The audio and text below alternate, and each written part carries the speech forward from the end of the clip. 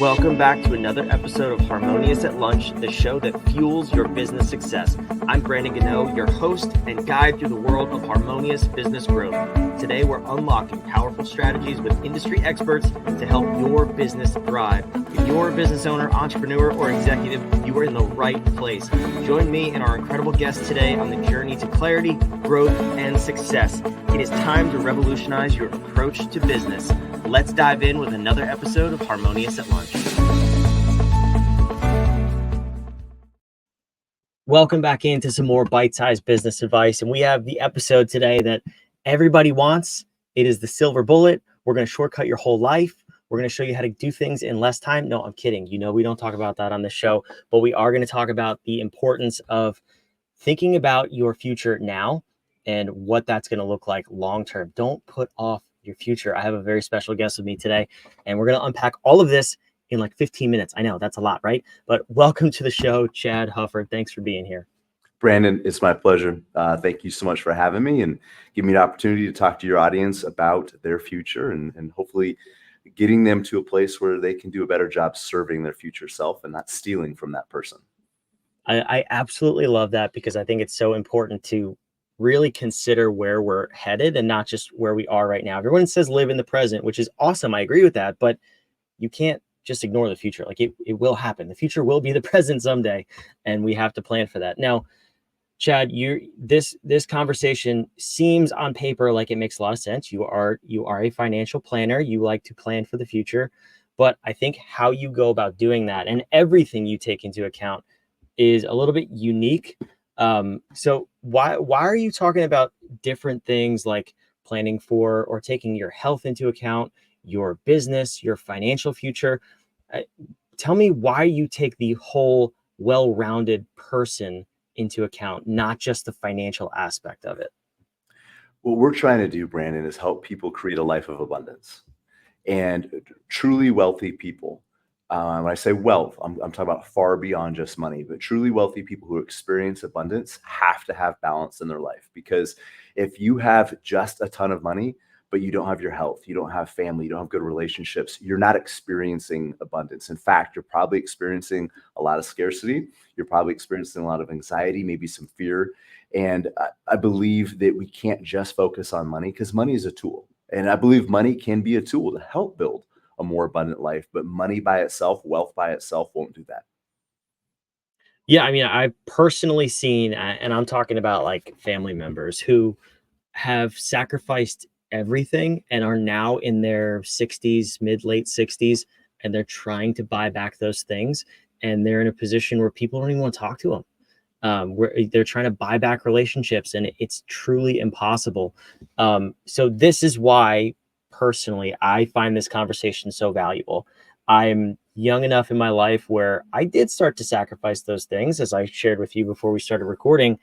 But I'm more curious from your perspective. You probably run into a lot of people who are at that point in their lives. They're trying to buy back health, wealth, relationship. Well, not wealth, but relationships, time, and you just can't. So share with me, what are the feelings that you get in dealing with those people? Like, is it regret, remorse? What's the common theme from people who kind of put off some of those things? Well, there's a lot. There's a lot to unpack there. And I think one of the things that we've done in this culture that's been a disservice to folks is we have treated this idea of retirement like a finish line.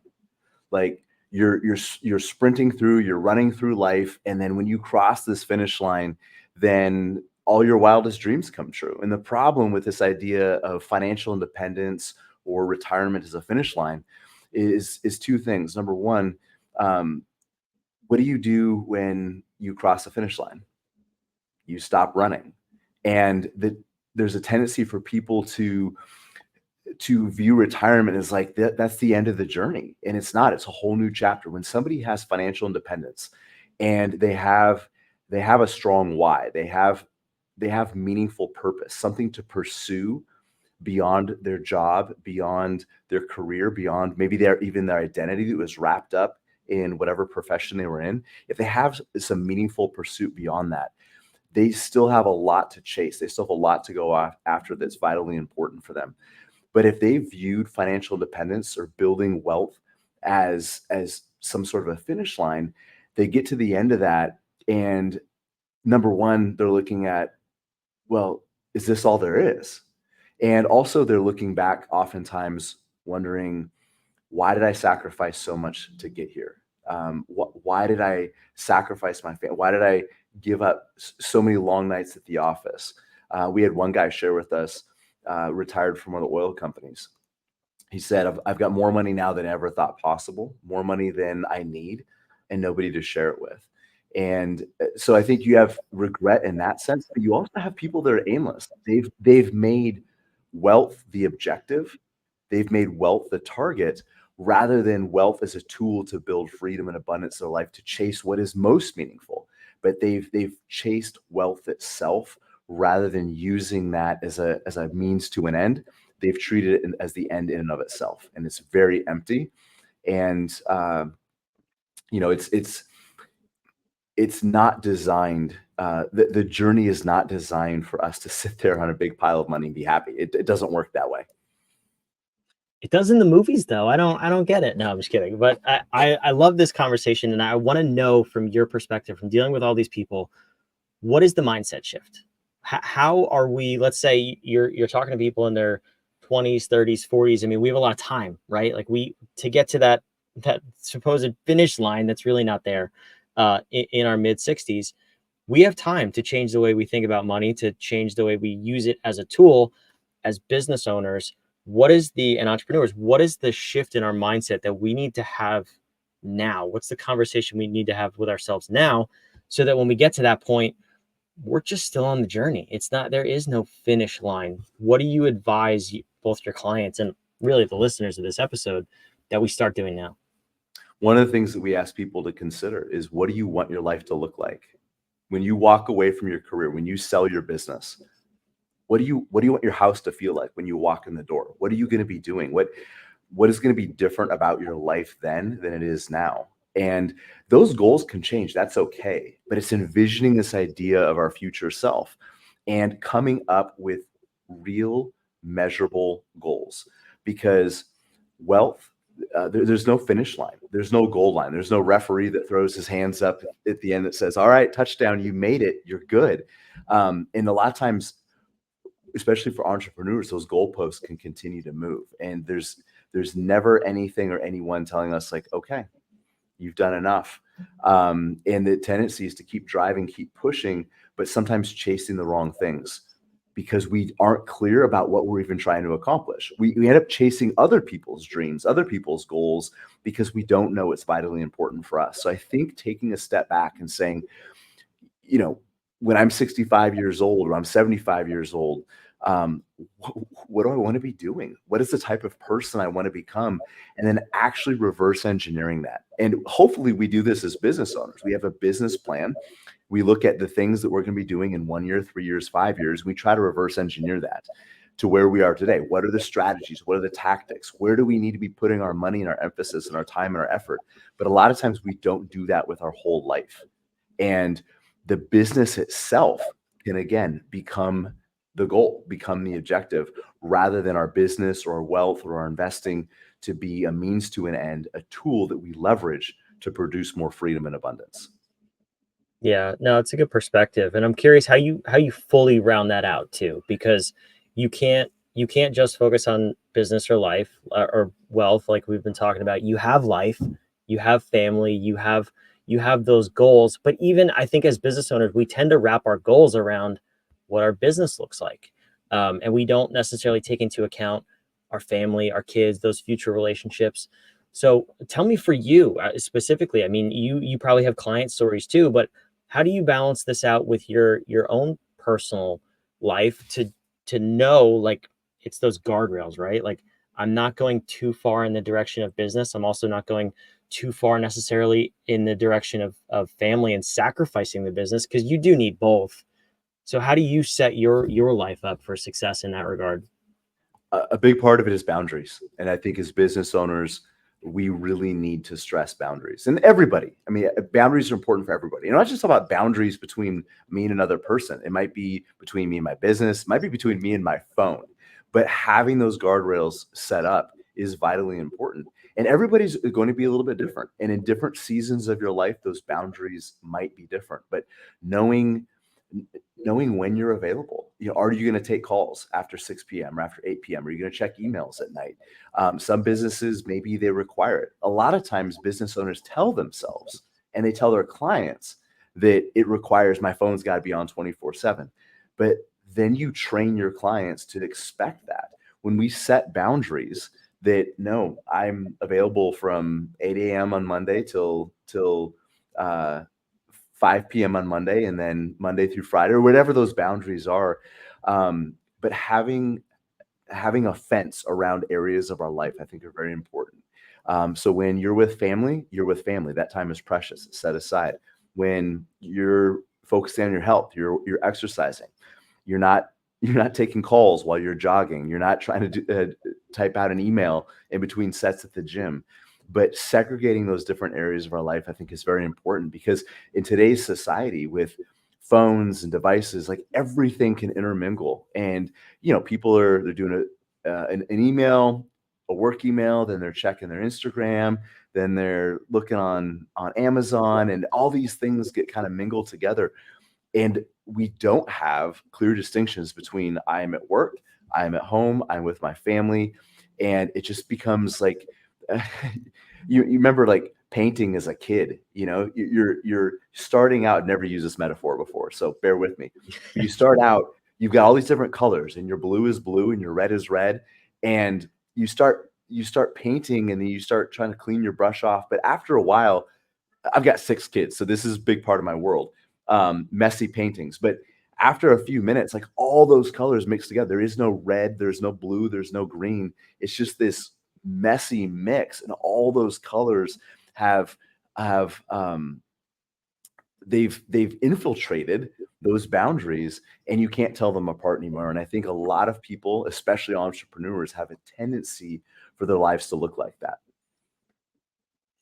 I would agree. I have 3 kids myself, and, brown is the color that comes to mind immediately Yeah. because when everything just mushes together, and then, of course, it gets on the walls. So you've not only messed up the plate, you've messed up everything that surrounds it too. I think it's a good metaphor, and we could probably take that further than it needs to go. But when we're in that final stage of life where we're looking back, and this is I'm so curious about this perspective because I'm not there, you're not even there, but you have clients that are there. And when they do look back, what are those things in terms of growing their businesses that you've heard at least are the most important to them that we should probably be focusing more on now, but maybe even mainstream, whether it's media, social media, other relationships. What are those things that were important to them that we've never heard that are important, that should be? So one of the family, of course, is a big thing, right? Mhm. But this idea of legacy, as business and your life being a legacy. And here's another piece of this idea of retirement being destructive. And we've actually, for a lot of our clients, we've stopped calling it retirement. We call it a job optional lifestyle or a work optional lifestyle, because the tendency for people to feel like I've retired, I've crossed that finish line, and I've contributed everything that I need to the world. And people can start feeling irrelevant. They might feel like they don't have anything to value, and it's super destructive. I believe that if you've hit a place of financial independence where you no longer need to go to work, you no longer need to run your business, maybe your business runs itself. Now you have an opportunity to make a bigger impact than you ever have before, because your life is not burdened by some of those other duties and responsibilities. So when somebody reaches a point of financial independence, I believe their biggest years of impact are still to come. I think their most exciting, most powerful moments in life are still ahead of them, because they don't have to do the things that that the rest of us working an 8 to 5 job have to do. Now, that doesn't mean to say you don't have tremendous impact in your business and things like that, but just even imagine your business decisions. If you have a business that is, I mean, all the debts are paid off in the business, people are running it for you. You don't have to worry about making payroll. You've got maybe a year's worth of payroll in the bank. We keep over a year of payroll in the bank. Like, we can make no money this year. Everybody still gets paid. Like, you make better business decisions because you're not making decisions based off of what does this quarter need to look like? What is next Tuesday's payroll need to look like? It's where I want my business to be and my life to be in 5, 10, 15 years down the road. I'm already making decisions about what is this business going to look like when I'm no longer a part of it, building a team around me, building people around me to make me less necessary, not irrelevant, but not necessary in the day to day. So I can pass this on, and having, again, that legacy, living for legacy is something that a lot of people don't do. We're so easily caught up in the moment, and which is, you already said, is very important, Brandon. I don't remember who said the quote, but there's this quote that the two most important time periods in somebody's life is forever and right now. And I think the challenge is to being able to balance the two, to be able to plan for legacy, to be able to plan for the long term, but still be present in the moment. And that's the struggle. That's such a good perspective too. And I think I've never heard that phrase, the job optional. But I love replacing that in terms of retirement, because it's also, when you talk about all those things, in terms of running your business, it's stress optional too. I mean, you don't have to run your business day to day, or check to check, as some people would say it. You should be maybe sacrificing in the short term to get there as quickly as possible. And it's really just choose your hard, right? You can extend that for as long as you want, or you could do the work now that you're saying, focus on the right things and set up your business for, it's a succession plan. It's moving yourself out of the way. And yeah, it's not making you irrelevant, but it's just putting that focus somewhere else, delegating the day-to-day responsibilities to somebody else and to a team. I love the perspective. And this has been a phenomenal episode, but I do want to say that you have a book that's out at this point. Tell me a little bit about the book. I'll put the link on the screen, and it'll be down in the show notes for wherever you're watching and listening to. But what was your motivation for writing this book and getting it out to the public? Well, it's a little bit what we just talked about. It's that idea of legacy. And, a lot of people are building a business, but if they're honest with themselves, what they've really done is they bought themselves a job, and they don't have something that runs itself. And when I say runs itself, I don't mean something that's completely automated, but you have, like you said, you've delegated, you put people in place. So for me, writing this book, Forging Financial Freedom, has been almost 2 decades of my experience in the financial industry, plus the experiences of hundreds of other people whose stories and challenges have been condensed into a couple hundred pages. And what it does, it took all those things out of my head and put them into a medium that now can be evergreen. And these are timeless principles. My team, my other advisors, my other planners, they can take this. My clients can read this. They can pass them on. It made something shareable. It made something scalable. So having a product or a message or a mission that can be scaled and that can be evergreen, I think, is super important for business owners trying to get to that next level, where they're looking to, again, build legacy through their business. That's so awesome. Definitely go check that out. It's forgingfinancialfreedom.com. Again, it's in the show notes down below, wherever you're watching and listening. And all of Chad's links are down there too, so you can go check him out. But I have to ask you this last question. It's a question for a question, because I believe, or we believe here at What If, that powerful questions get you powerful answers, which is why there's an obnoxious question mark lit up behind my head.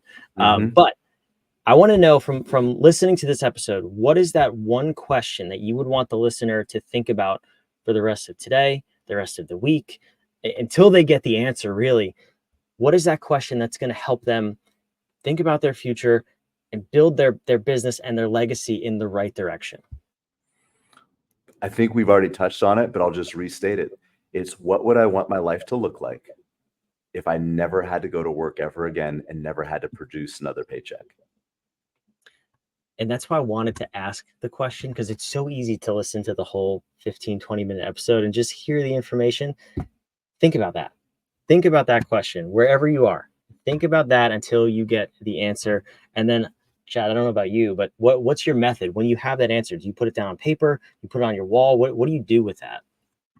Well, I actually have some of these things in notes on a phone because I iterate this. This is not a static thing. My goals much different now than they were a few years ago, especially with 6 kids. Like one of the big things that's important to me now, as I do build autonomy and freedom even within this business, is being able to join my kids in their own ventures.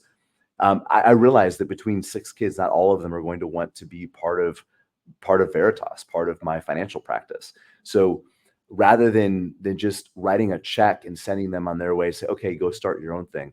My daughter wants to own a bakery someday. So I need to learn that. I would love to learn that business with her.